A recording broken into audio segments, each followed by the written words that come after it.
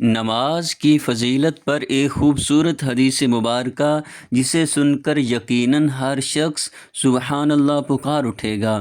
ناظرین مکرم، پیارے آقا صلی اللہ علیہ وآلہ وسلم کی بارگاہ میں ایک شخص حاضر ہوا، عرض کیا، اے اللہ کے رسول صلی اللہ علیہ وآلہ وسلم، مجھ سے گناہ سرزد ہو گیا ہے، لہٰذا اس گناہ کی سزا جو اللہ کی طرف سے ہے وہ مجھ پر قائم کیجئے۔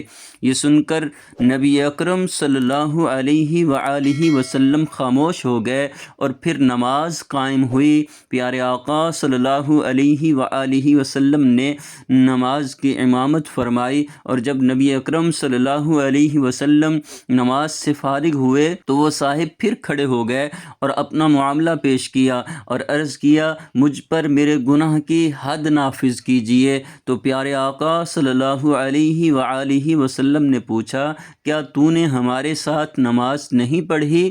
اس نے عرض کیا، یا رسول اللہ صلی اللہ علیہ وآلہ وسلم پڑھی ہے۔ تو فرمایا، جا، اللہ تعالیٰ نے تیرا گناہ نماز کی برکت سے معاف فرما دیا ہے۔ اور اللہ تعالیٰ نے یہ آیت پاک نازل فرمائی، اقم الصلاۃ طرفی النہار وزلفا من اللیل ان الحسنات یذہبن السیئات۔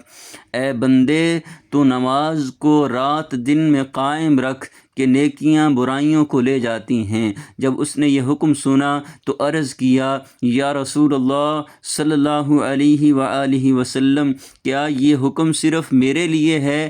تو حبیب خدا صلی اللہ علیہ وآلہ وسلم نے فرمایا، نہیں، یہ حکم میری ساری امت کے لیے ہے۔ تو ناظرین، نماز ایسا عمل خاص ہے جو انسان کو گناہوں سے پاک کر دیتا ہے، اس لیے نماز باقاعدگی کے ساتھ ادا کیجیے۔ اللہ تعالی ہمیں دنیا اور آخرت میں نماز کا نور نصیب فرمائے۔